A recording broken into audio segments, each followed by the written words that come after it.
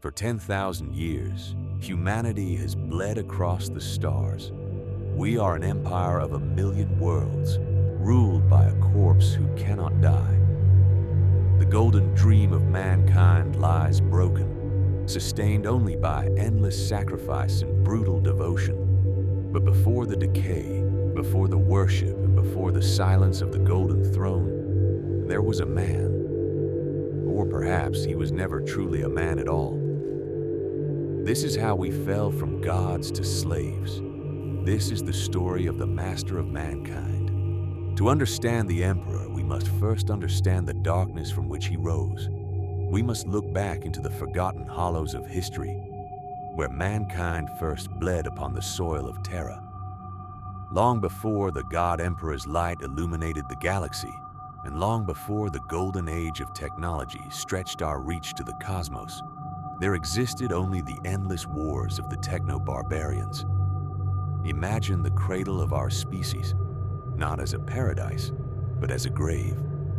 The sky above ancient Terra hung low and poisoned, a shroud of industrial effluence and nuclear fallout that had not seen clean sunlight in millennia.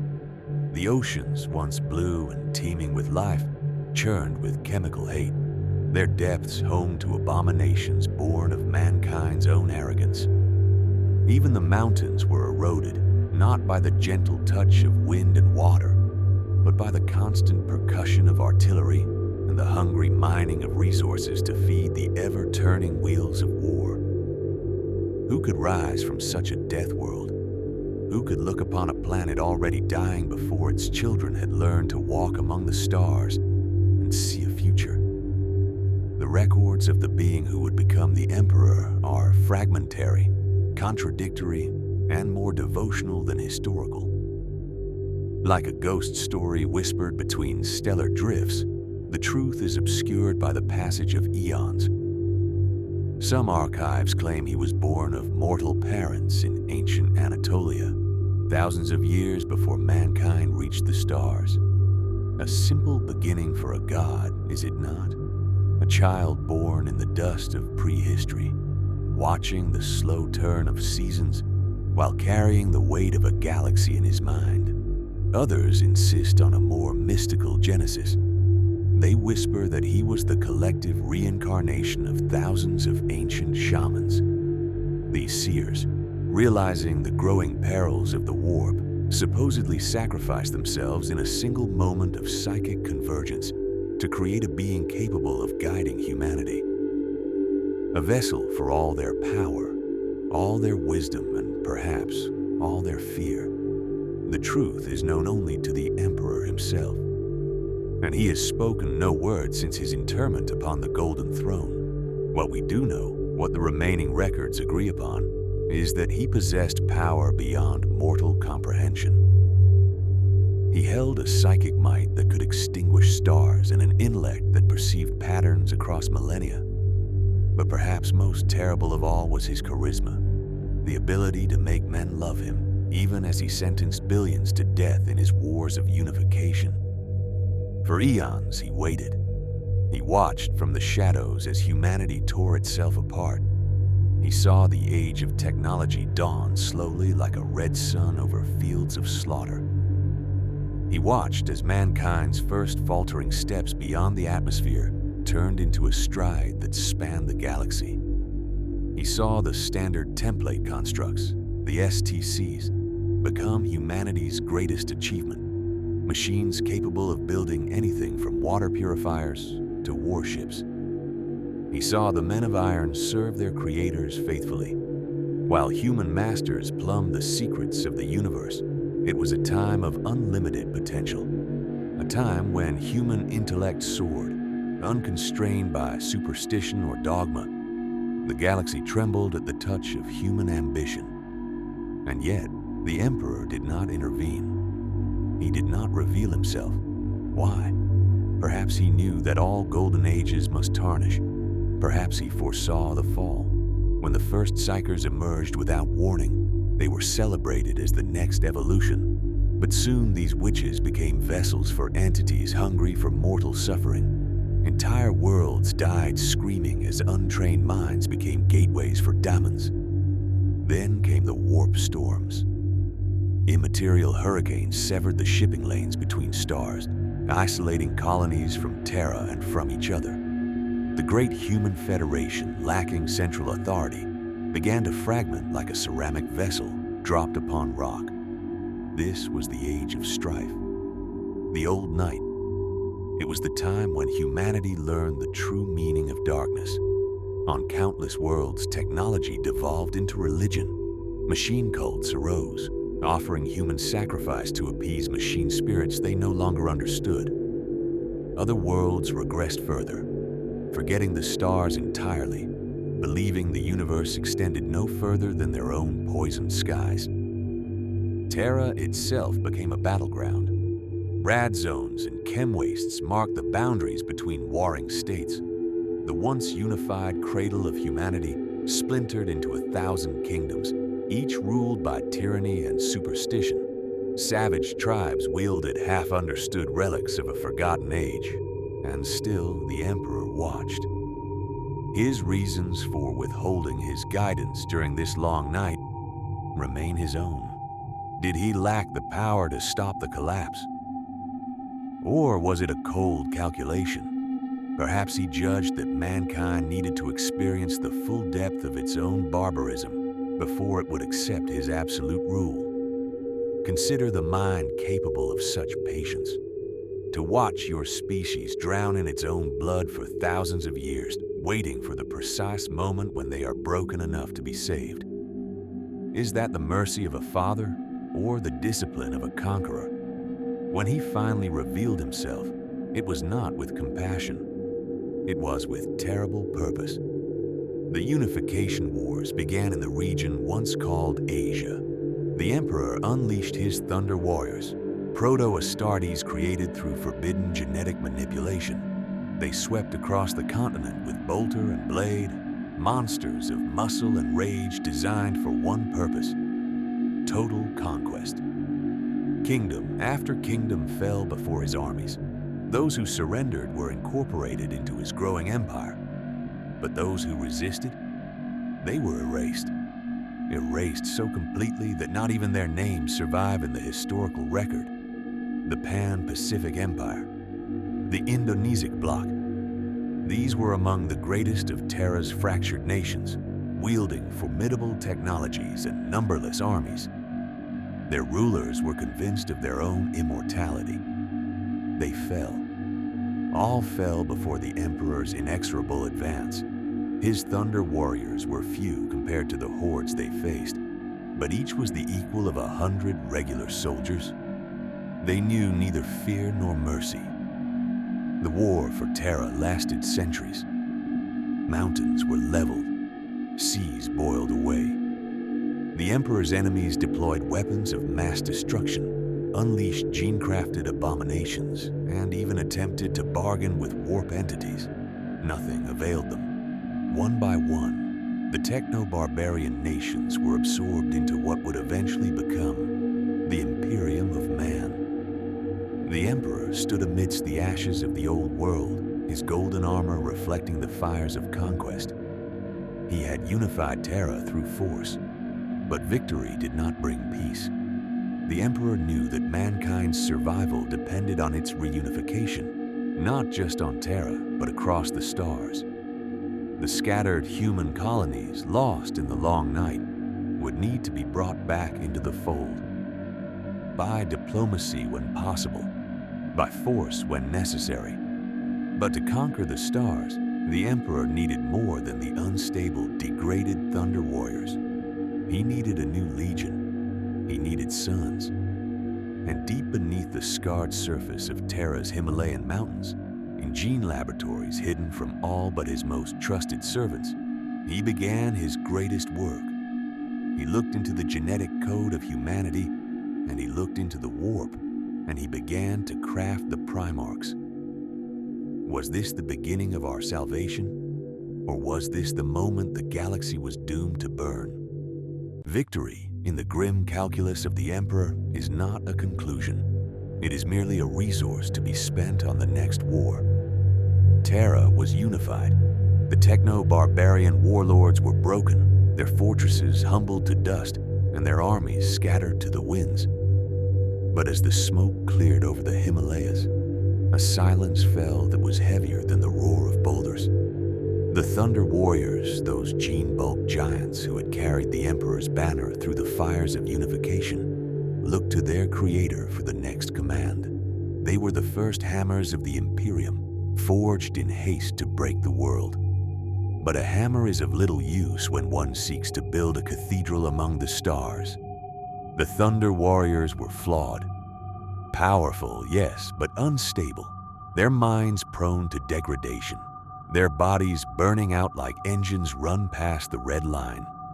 They were weapons of a barbaric age, unsuited for the grand, illuminated future the Emperor envisioned.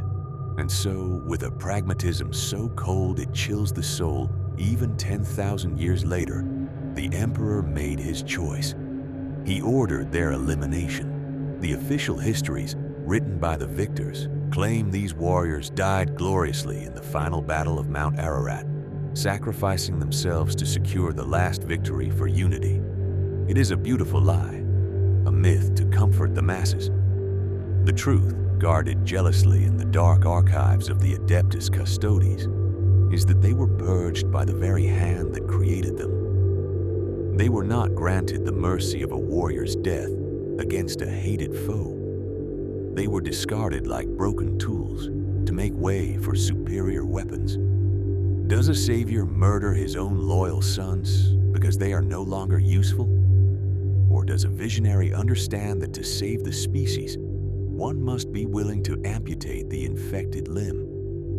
With the old tools discarded, the Emperor turned his gaze inward to the gene laboratories hidden deep beneath the roof of the world. Here, in the quiet dark, he began his greatest work. He did not merely seek to create soldiers this time. He sought to create demigods. Using his own transcendent genetic material as the template, he crafted 20 beings of immense power. The Primarchs. Each was a masterpiece of biological alchemy, designed to embody a specific aspect of his own character, his own genius, and his own war-making potential. They were to be his generals, his statesmen, and his sons. He intended to raise them at his side, to teach them the arts of governance and conquest, preparing them to lead the armies of humanity into the void. But the galaxy is not a place where plans unfold without challenge. Whether it was the capricious hand of fate, or the laughing, thirsting gods of the warp who saw the threat these beings posed, disaster struck. The gestating Primarchs were ripped from the Emperor's laboratories. Their incubation pods were scattered across the cosmos, flung through the immaterium to distant, dangerous worlds. Imagine the silence in that laboratory when the Emperor found the pods gone. Did he feel sorrow? Did he feel rage? Or did he simply calculate the new variables, adjusting his grand equation for a war that had just become infinitely more difficult? He could not retrieve them immediately. The warp storms still raged, and the galaxy was vast. But the Emperor wasn't a being to be denied. Though the Primarchs were lost, their genetic blueprints remained. From the salvaged material of his lost sons, he created the Legenes Astartes, the Space Marines. These were the successors to the Thunder Warriors, but superior in every respect. They were stable. They were long-lived. They were capable of independent thought and extended campaigns far from the light of Terra. Organized into 20 legions, each imprinted with the genetic echo of a missing Primarch father, they became the spearhead of the Great Crusade. Yet, warriors alone are not enough to conquer a galaxy. An army needs ships to sail the sea of stars. It needs bolters, armor, and the titanic engines of destruction that can shatter planetary shields. For this, the Emperor looked to the red planet, Mars. The brother world of Terra had weathered the age of strife differently. Its people, the Mechanicum, had preserved the fragments of technology by turning science into theology. They worshipped the machine god, the Omnissiah, believing that all knowledge was already known and simply needed to be rediscovered. To them, the Emperor was not merely a warlord, he was a revelation. When the Emperor arrived on Mars, he did not come as a conqueror, but as a prophet. The Treaty of Olympus was signed, unifying Terra and Mars. It was a union of flesh and steel, but it was built on a foundation of calculated ambiguity. The Emperor preached the imperial truth, a secular philosophy that denied the existence of gods and daemons, championing science and reason. Yet, he allowed the Mechanicum to retain their religion, to worship him as the physical avatar of their machine god. He played the role of a god to those who needed one, while denying divinity to the rest of his empire. Was this hypocrisy? Or was it the ultimate diplomacy? With the industrial might of Mars united with the gene-forged legions of Terra, the preparations for the Great Crusade reached their zenith. The Astronomicon was lit, a psychic beacon fueled by the Emperor's own immense will, burning in the warp to guide his ships through the treacherous currents of the Immaterium. The bureaucracy of the Adeptus Terra began to form, organizing the logistics of a campaign that would span the galaxy. Titan legions, towering god machines of war, stood ready alongside the gray-clad Astartes. On the eve of departure, the Emperor gathered his generals atop the unfinished walls of the Imperial Palace. The mountains that had once been wild were now bastions of stone and adamantium. He looked out over the assembled might of the human race, the greatest concentration of military power ever gathered in history. "We go to the stars," he told them, his voice carrying the absolute weight of destiny. Not as explorers, but as inheritors. The galaxy is humanity's birthright. We shall reclaim what was lost. No one questioned him. No one asked the cost. They saw only the glory of the destination, not the blood on the road that led there. As the Emperor boarded his flagship, the Bucephalus, he didn't look back at the world he had conquered. His eyes were fixed on the future. The age of strife was ending. The Great Crusade was beginning. But as the fleets broke orbit, turning into new stars in the night sky, a shadow lingered. The Emperor had built his empire on secrets. He had built his peace on the graves of his own soldiers. He had denied the gods while walking like one. And deep in the void, something was waiting. The void between stars holds no memory of the ships that passed through it. It is silent. It is cold. And yet, for 2 centuries, it burned with the fires of human ambition. The Great Crusade was not merely a military campaign. It was a reconquest of the soul of our species. Imagine the scale of it. 200 years of constant expansion.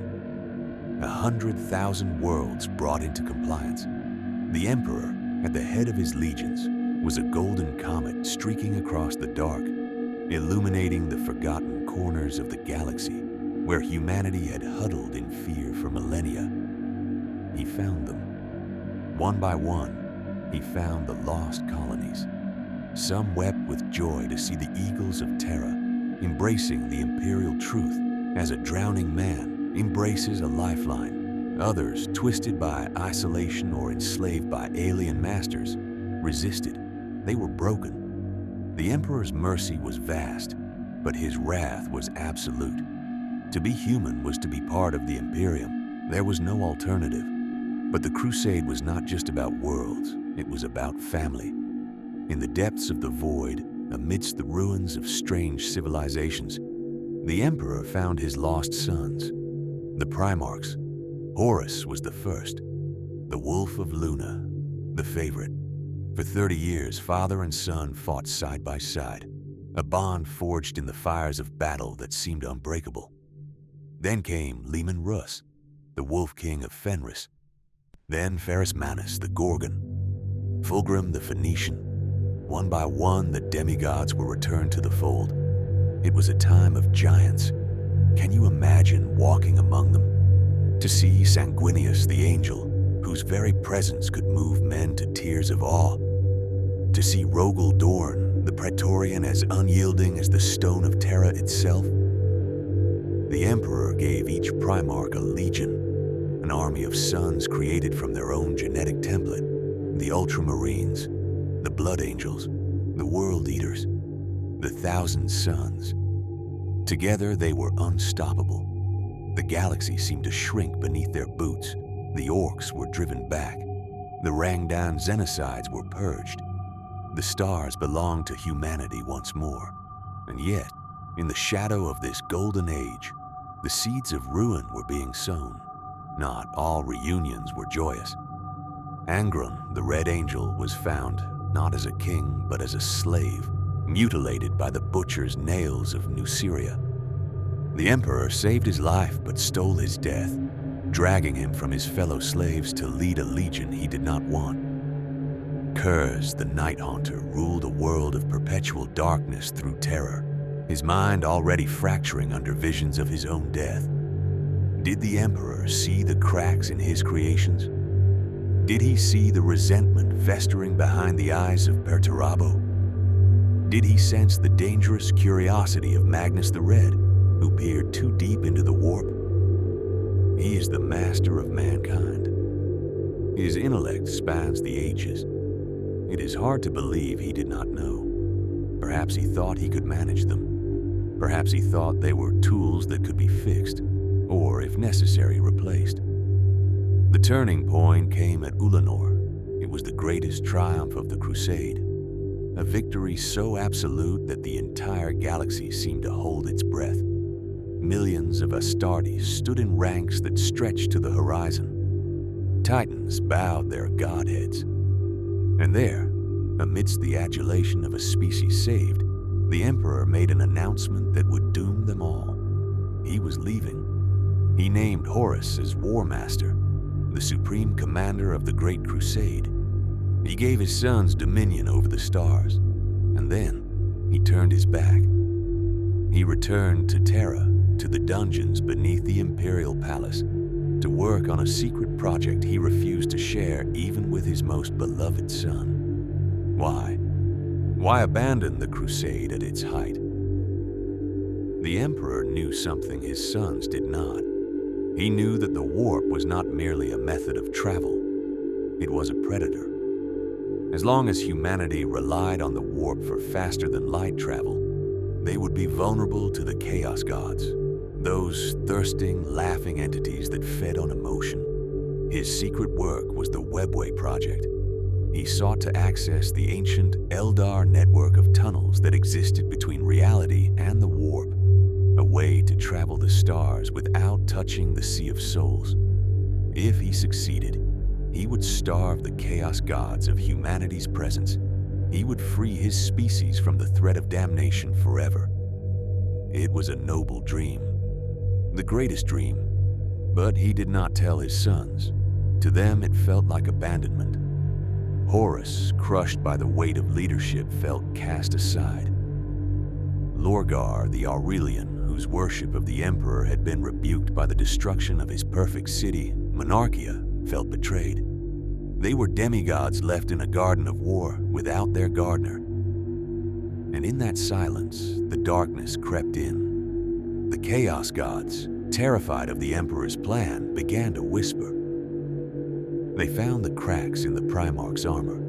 They found the pride of Fulgrim, the despair of Mortarion, the anger of Angron. And most tragically, they found the doubt in Horus.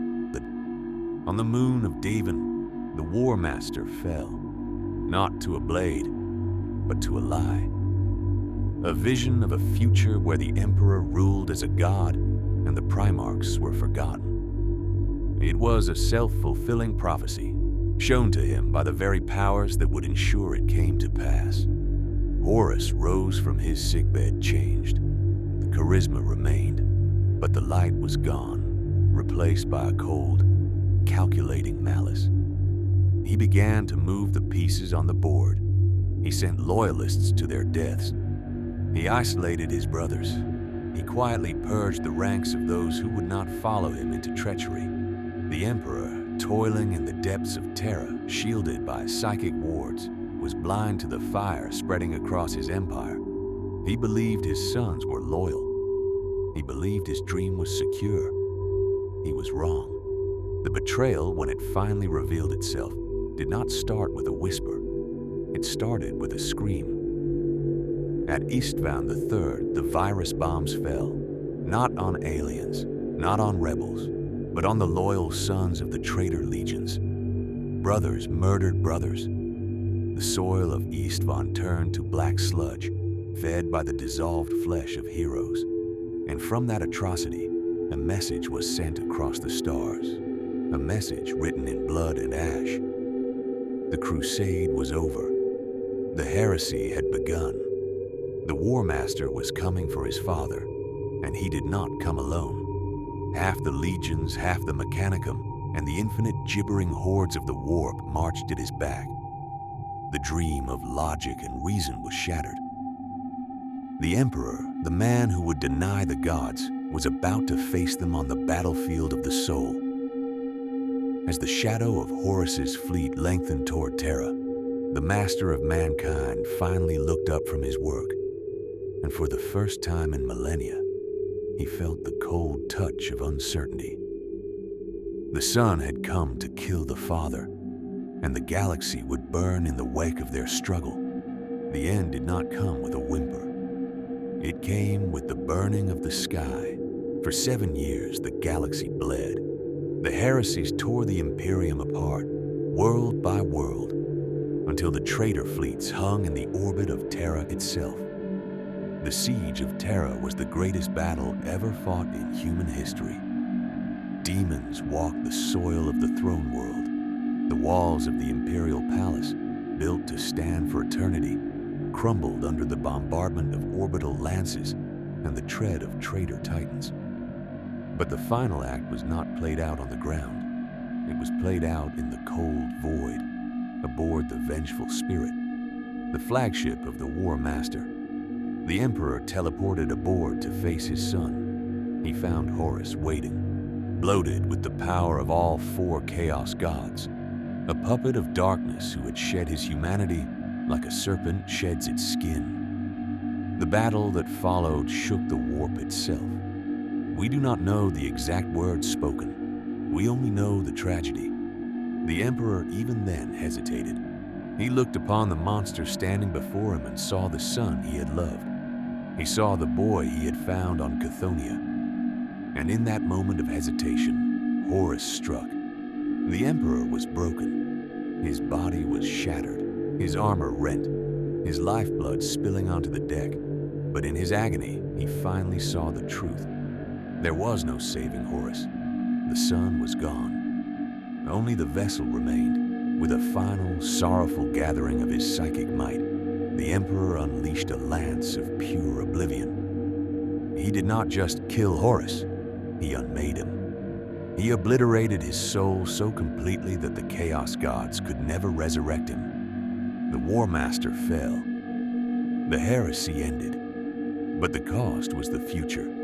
Rogel Dorn found his father's broken body and carried him back to the Golden Throne. This device, once intended to access the webway, was now the only life support system capable of holding the Emperor's soul to his mortal remains.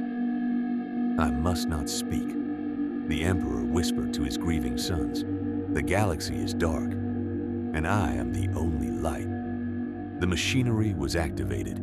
The golden doors slammed shut, and silence fell. For 10,000 years he has sat there. He is no longer a man. He is a carrion lord, a rotting carcass writhing invisibly with power from the dark age of technology. His body is dead, his skin desiccated, his bones sustained only by the arcane machinery of the throne. He cannot speak. He cannot move. He cannot comfort the trillions who cry out his name in the dark. And yet, he is not dead. In the warp, he is a blazing sun, the Astronomicon, the beacon that guides all ships through the night. Without him, humanity would be lost in the dark, unable to travel, unable to communicate, isolated and devoured by predators. But the light requires fuel. Every single day, 1,000 psychically active souls are fed to the Golden Throne. They are drained of their life force to sustain the Emperor's flickering will. Over 10,000 years, billions have been sacrificed to keep the corpse god alive. Is this salvation? Or is it the most prolonged torture in existence? There are prophecies whispered in forbidden texts about what happens next. The Golden Throne is failing. The Mechanicus cannot repair it. They have forgotten how. Some believe in the theory of the Star Child, that the Emperor's soul is detaching from his body, preparing to be reborn as a true god in the warp, a new entity of order to challenge the Chaos Gods. But for this to happen, the Emperor must die. And who among the faithful would dare to kill him? Others speak of the Terminus Decree, an ancient box held by the Grey Knights, only to be opened when all hope is lost. Does it contain the means to heal him? Or does it contain a kill switch that will detonate the Golden Throne, destroying Terra and creating a new Eye of Terror, but perhaps freeing humanity from its shackle? And then there are those who say he has already become a god, that the worship of a quadrillion souls has fundamentally changed him, that he is no longer the man of reason who sought to free us from superstition, but a deity of vengeance, fractured and insane, answering prayers with miracles of blood and fire. The irony is absolute. The man who wanted to destroy religion has become the center of the greatest religion the galaxy has ever known. The man who wanted to save us from the warp is now the only thing standing between us and its tides. So, as you lie there in the safety of the dark, ask yourself, is he a hero who sacrificed everything, his sons, his dream, his very life, to ensure the survival of his species? Or is he a tyrant who enslaved humanity to a single brutal vision and in his failure doomed us to an eternity of war? Perhaps he is both. The clocks run down. The enemies gather. The Tyranids consume the galactic rim.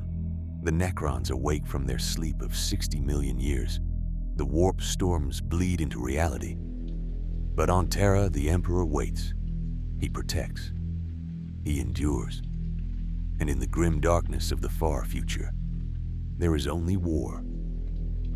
Thank you for listening to this journey into the lore of Warhammer 40,000.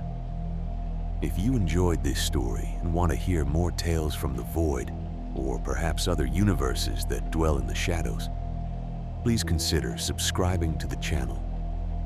Leave a comment below about who you think the Emperor truly is, Savior or Tyrant. I read them all. Share this video with fellow travelers of the night. This has been History and Fiction for Sleep. Sleep well, and may the Emperor protect.